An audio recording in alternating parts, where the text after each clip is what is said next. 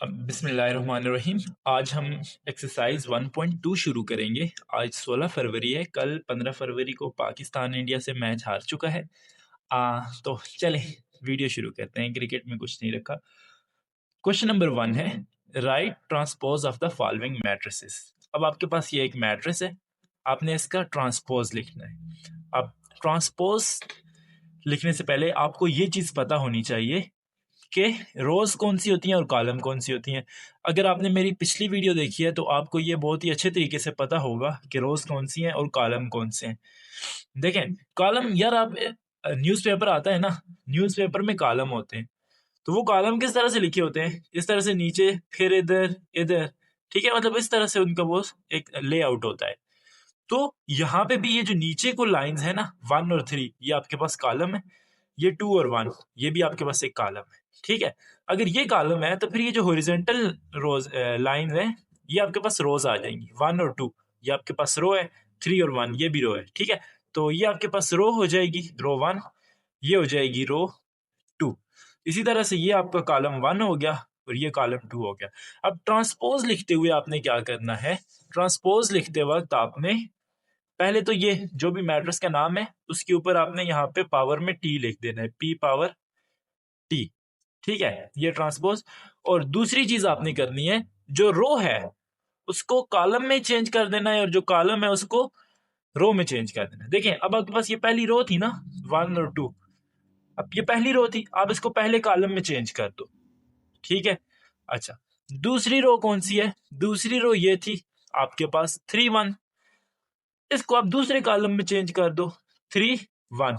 ठीक हो गया, तो ये आपके पास ट्रांसपोज आ गया। इसी तरह से क्वेश्चन नंबर 2 है, अब यहाँ पे आपके पास जो मैट्रिक्स है उसमें जो वैल्यूज हैं वो है एल एम एन और पी।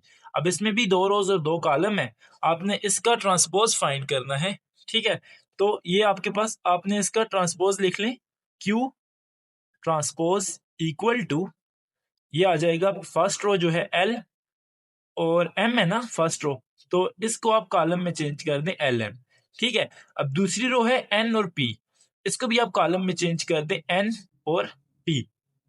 ठीक है, तो ये आपके पास दूसरे मैट्रिक्स का भी ट्रांसपोज आ गया। क्या हुआ, जो इस तरह की रो थी वो इधर कॉलम में आ गई और जो दूसरी रो थी वो इस कॉलम में आ गई। ठीक है, इस तरह से आपने ये ट्रांसपोज फाइंड करना है। अब नीचे ये तीसरा क्वेश्चन है, इसमें भी आपने ट्रांसपोज फाइंड करना है। अब ये तो है ही सिंगुलर मैट्रिक्स, इसमें है ही एक वैल्यू, तो जो सिंगुलर मैट्रिक्स होते हैं उनका ट्रांसपोज भी वही होता है 6। ठीक है, इसका ट्रांसपोज भी यही आ गया, तो ये 6 आपके पास इसका ट्रांसपोज आ गया। अब नेक्स्ट क्वेश्चन है पार्ट नंबर 4।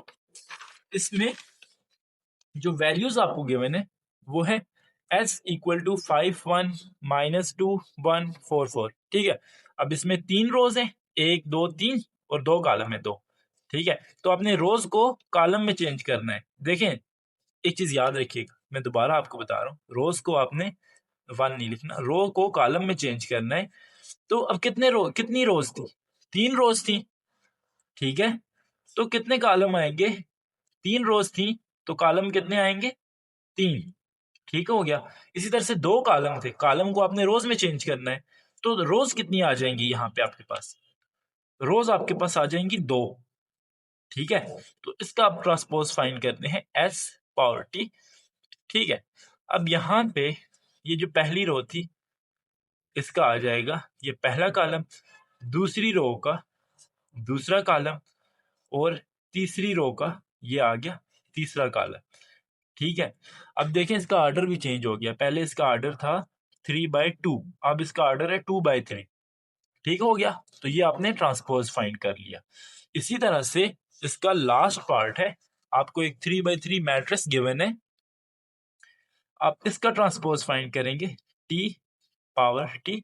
अब यहाँ पे आपने इसका ट्रांसपोज फाइंड करना है, तो ये क्या आएगा, पहली रो थी 6 7 8, ये पहले कॉलम में चेंज हो जाएगी 6 7 8। दूसरी रो है 13 1 3, ये दूसरी रो है, ये दूसरे कॉलम में चेंज हो जाएगी 13 1 3।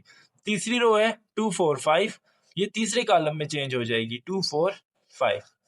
ठीक हो गया, तो ये आपके पास ट्रांसपोज आ गया। क्वेश्चन नंबर 2 है which of the following matrices are transpose of each other. अब क्वेश्चन नंबर 2 में आपने बताना है कौन से मैट्रिसेस एक दूसरे का ट्रांसपोज है। तो ये ए और बी है, इनका आप ट्रांसपोज फाइंड करते हैं। देखिए मैं ए का ट्रांसपोज फाइंड करता हूँ। ए का ट्रांसपोज क्या होगा, रोज जो है वो कॉलम में चेंज हो जाएंगी। A1 इधर ही आएगा, ये जो A2 है ये कॉलम बनेगा तो इधर आ जाएगा, B1 इधर आ गया और B2 इधर आ गया। ठीक है, अच्छा अब इसी तरह से आप बी का भी ट्रांसपोज फाइंड कर लें। फिर मैं आपको एक इंटरेस्टिंग चीज बताता हूँ। अब बी का ट्रांसपोज, ये पार्ट 2 है, बी का ट्रांसपोज फाइंड किया तो यहाँ पे आ जाएगा A1 और B1, क्योंकि B1 नीचे आ गया क्योंकि पहले रो थी ना ये, फिर ये कॉलम बन गया B1। इसी तरह से ये हो जाएगा A2 जो दूसरी रो है, दूसरी रो दूसरा कॉलम बनेगी तो ये आगे B2। अच्छा अब जरा देखें जो ए का ट्रांसपोज था, ए का ट्रांसपोज ये है ना, ए का ट्रांसपोज बी के इक्वल है ना। A1 A1, B1 B1, इसी तरह से A2 A2, B2 B2, ये दोनों इक्वल है ना। हाँ जी, अब क्वेश्चन में क्या पूछा था, which of the following matrices are transpose of each other. तो ए का जो ट्रांसपोज है वो बी के इक्वल है ना जी। इसी तरह से जो बी का ट्रांसपोज है वो देखें वो ए के इक्वल है। तो यहां पे आप नीचे लिख दें A and B are transpose of each other. ठीक है, चलें जी। अब तीसरा पार्ट है, अब इसमें आपने सी का ट्रांसपोज फाइंड करना है। तो रोज को कॉलम में चेंज करेंगे। जो पहली रो है -3 1 -1, इसको पहले कॉलम में चेंज कर देंगे। ठीक हो गया, ये हो जाएगा 4 2 7, दूसरी रो दूसरे कॉलम में चेंज होगी तो ये इसका ट्रांसपोज आ गया। अच्छा अब देखें, यहाँ पे भी माइनस है क्वेश्चन। अब ये और ये एक दूसरे का ट्रांसपोज आ गए ना। इसी तरह से आप डी का भी ट्रांसपोज फाइंड कर लें। डी का ट्रांसपोज फाइंड करते हैं, यहाँ पे ही डी ट्रांसपोज। ठीक है, अच्छा अब पहली रो पहले कॉलम में चेंज हो जाएगी, -3 4, दूसरी रो दूसरे कॉलम में 1 और 2, तीसरी रो तीसरे कॉलम। ठीक हो गया, अच्छा तो अब देखें डी जो है, डी का ट्रांसपोज वो सी के इक्वल है और सी का ट्रांसपोज डी के इक्वल है। तो आप ये लिख सकते हैं C and D are transpose of each other. ठीक है, क्वेश्चन नंबर 3 है which of the following matrices are symmetric. आपने बताना है सिमेट्रिक मैट्रिक्स कौन से होते हैं। अब पहले तो सिमेट्रिक मैट्रिक का बताने से पहले ये पता होना चाहिए कि सिमेट्रिक मैट्रिक्स होता क्या है। तो देखिए सिमेट्रिक मैट्रिक्स ये होता है कि अगर आपके पास एक मैट्रिक्स है, आप उसका ट्रांसपोज लें तो वो उसका ट्रांसपोज भी उसी मैट्रिक्स के इक्वल आ जाए, तो वो आपके पास सिमेट्रिक मैट्रिक होता है। ठीक है, तो अब हम इसका ट्रांसपोज लेते हैं। अगर इसका ट्रांसपोज इसी की इक्वल आ गया तो ये सिमेट्रिक होगा। ठीक है, तो अब हम ए का ट्रांसपोज लेते हैं। ए ट्रांसपोज आ जाएगा, रो कॉलम में चेंज हो जाएगी, 5 -7 और -1 5। क्या ये दोनों इक्वल हैं? नहीं है ना। देखें यहाँ पे -7 है, यहाँ पे -1 है, तो ये दोनों इक्वल नहीं है। तो A is not a symmetric matrix. ठीक है, अच्छा इसी तरह से अब बी पार्ट करते हैं। बी पार्ट है -1 2 2 3। ठीक है, अब इसका ट्रांसपोज फाइंड करते हैं। इसका ट्रांसपोज आ जाएगा -1 2 2 3, रो कॉलम में चेंज होगी, कॉलम रो में चेंज हो गया। अब देखें ये बी और ये बी ट्रांसपोज दोनों इक्वल है ना, है कि नहीं, इक्वल है। तो ये आपके पास दोनों इक्वल आ गए, B equal to B transpose, so it is a symmetric matrix. ठीक है, चलें अब थर्ड पार्ट है इसका, सी पार्ट। इसका आपने ट्रांसपोज फाइंड करना है, तो ये आ जाएगा 3 4 5 6। अब ये दोनों इक्वल है नहीं, तो इसका लिखना है it is not a symmetric matrix, आगे लिखते हैं। ठीक है, चलिए अब नेक्स्ट पार्ट है, लास्ट पार्ट है आई थिंक इस क्वेश्चन का, डी पार्ट है। यहाँ पे आपने इसका ट्रांसपोज फाइंड करना है। देखिए लग रहा है कि ये इसका सिमेट्रिक मैट्रिक्स नहीं है, क्यों? क्योंकि ये देखिए यार ये इक्वल ही नहीं आएंगे, दो रोज है, दो तीन कॉलम में वो चेंज हो जाएंगी, तो ये इक्वल कभी भी नहीं हो सकता। ठीक है, तो सिमेट्रिक में एक और चीज, सिमेट्रिक मैट्रिक्स हमेशा वही मैट्रिक्स होगा जो कि स्क्वायर मैट्रिक हो। रेक्टेंगुलर मैट्रिक्स, अब ये रेक्टेंगुलर मैट्रिक्स है, ठीक है, रेक्टेंगुलर मैट्रिक्स कभी भी सिमेट्रिक मैट्रिक्स नहीं होगा। तो ये देखिए 1 2 3 और ये हो जाएगा 4 5 6। ठीक है, तो अब ये दोनों इक्वल नहीं है ना, D is not equal to D transpose, so it is not a